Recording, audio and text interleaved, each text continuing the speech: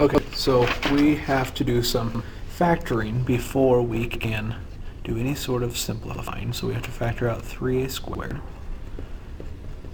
At the bottom, we get a minus 2 and a minus 2, which you could write as a minus 2 squared. Here I have to first factor out a 4, leaving me with a squared minus 4, and that is the difference 2 squared, so it factors yet again to a plus 2, a minus 2. Down here I have a 6a cubed I can pull out, leaving me with a squared plus 4. So I can cancel a squared plus 4's. Here's an a minus 2 I can cancel out.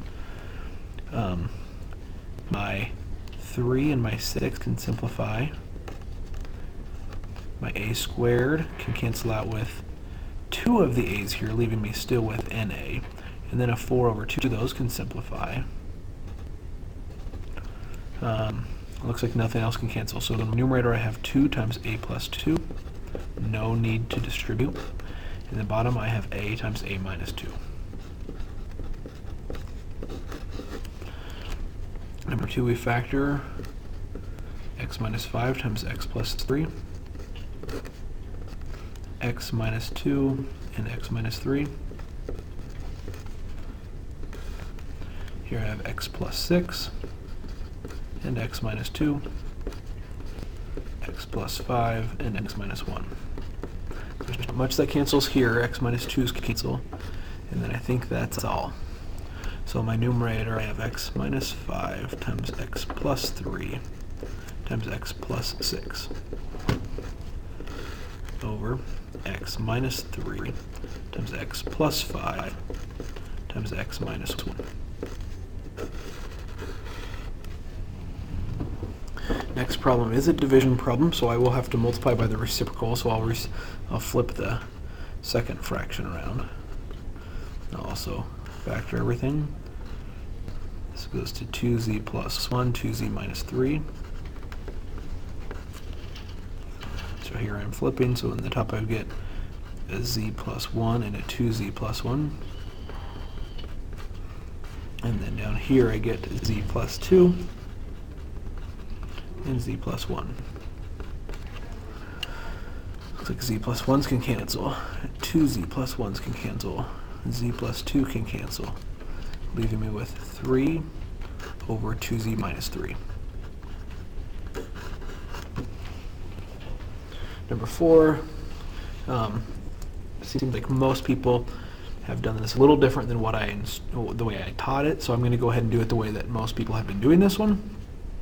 So that numerator, I get 4a times a minus 3 over a plus 2 times a minus 3.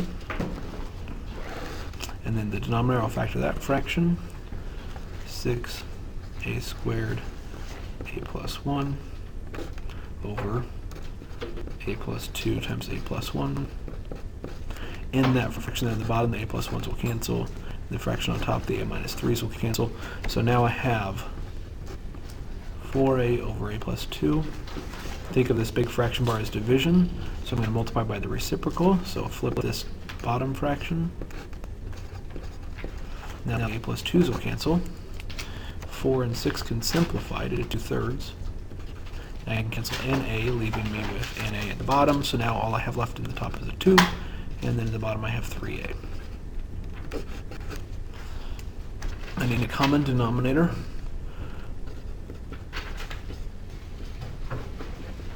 So for the first fraction, I need to introduce in an a plus 4 factor, so distribute, giving me 2a plus 8.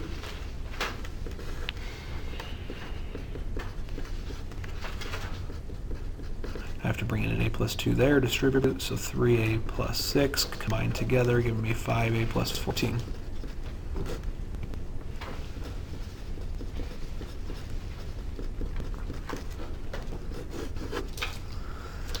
Common denominator here.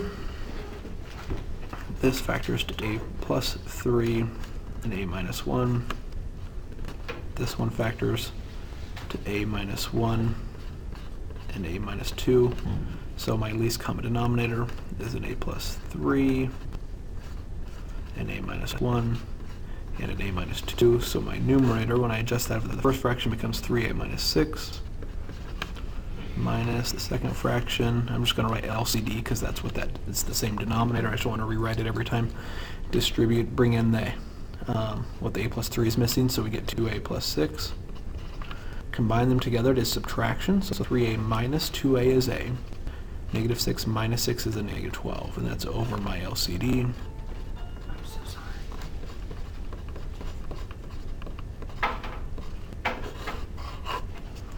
Yep.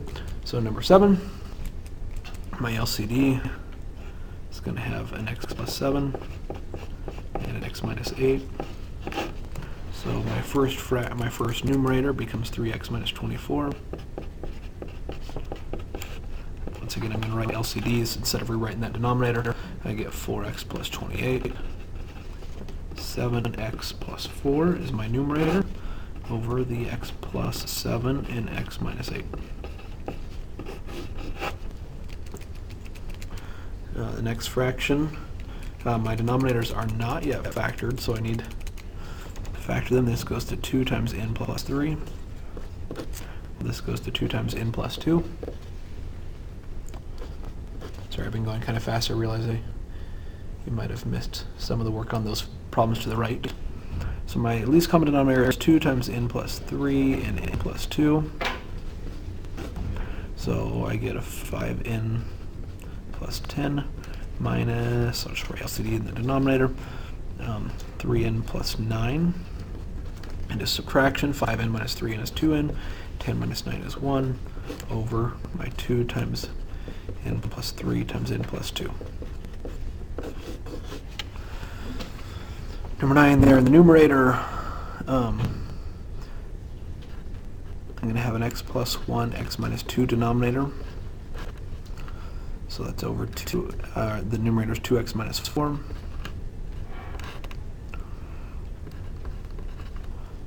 Then I have 3x plus 3 here. That doesn't change. So my numerator, combine them together, we get 5x minus 1.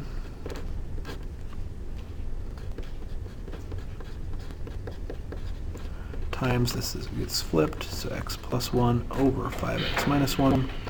Cancel out x plus 1s, cancel out 5x minus 1s. All I have left in the numerator is a 1, and the denominator is an x minus 2. Number 10, I'm going to multiply by the LCD, which is a 3n. Distribute it, so I get 6n equals 12 plus n. Subtract my n, 5n equals 12. Divide by 5, 12/5. Second fraction, my least common denominator is y, so distribute that throughout. I get negative 12 equals y squared minus 7y. I'm going to add my 12 over. Factor y minus 3, y minus 4. So y equals positive 3, positive 4. Neither of them make the denominator equals 0. I didn't check my last answer, but it wouldn't make the denominator equal 0, so it should be correct also. And then number 12, here my least common, first of all, this factors p plus 4, p plus 3. So that is the least common denominator because those factors over there already include both of them. So I'll distribute. First, on the left side I get 12p plus 19 minus p plus 3's cancel. I'm really going to think this as a negative 3 and distribute it, so negative 3p minus 12. Here the p plus 4's cancel, distribute 5p plus 15. So that's a total of 9p plus 7 on the left side. Subtract my 4p equals 8, so p is 2. Does not make any denominator equal 0, so it's okay. Okay, and then finish up this first page, we got the graphing. Number 13, horizontal asymptote, x equals 3, vertical asymptote, y equals negative 4.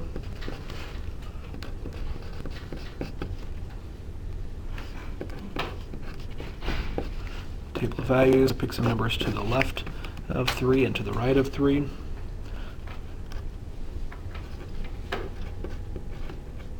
I plug in 1 and get negative 3.5. Plug in 2, I get negative 3. Plug in 4, I get negative 5. Plug in 5, I get negative 4.5.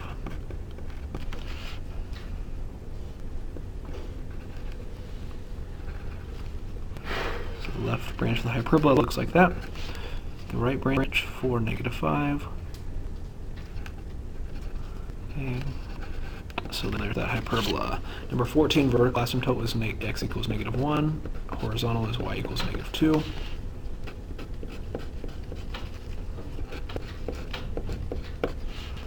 Table of values, pick some numbers to the left of negative 1, like negative 3 and negative 2. To the right of negative 1 would be 0 and 1. So I get negative 3, negative 4, 0, and negative 1.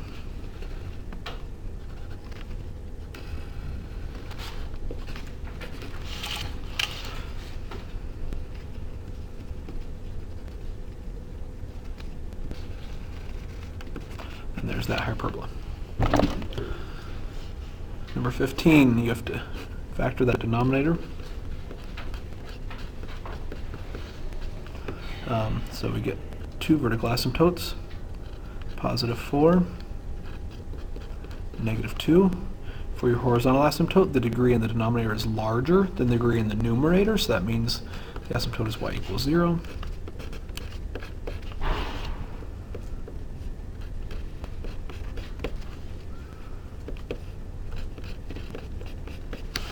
Table of values, I'm going to go vertically down here, or horizontally rather, on the bottom. So I got to pick numbers in each section, so maybe negative 4, which is 0.19, negative 3 is 0.43, negative 1 goes to negative 0.6. This isn't really saving me much room, but 1, negative 0.33, 3 is negative 0.6, 5 is 0.43, and 6 is 0.19.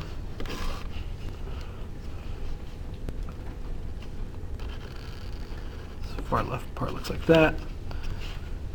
Far right part, or far left, sorry, far left looks like this. Far right looks like that. In between,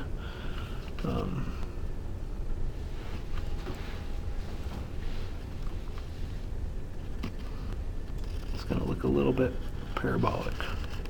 Okay, and the last one, vertical asymptote, x equals negative 2. For horizontal asymptote, the degree is the same in the top and bottom, so look at the coefficients. 1 over 1 is 1, so y equals 1.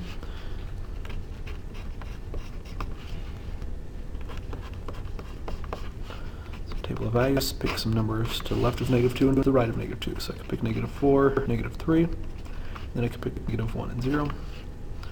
My y values are 2, 3, negative 1 and 0.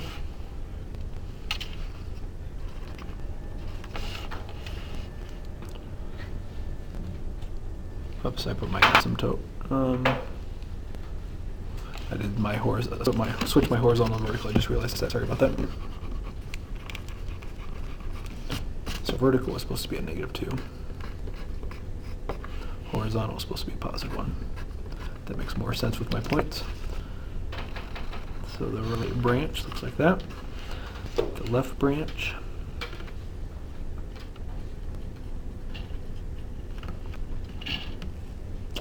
And then looks like that. All right.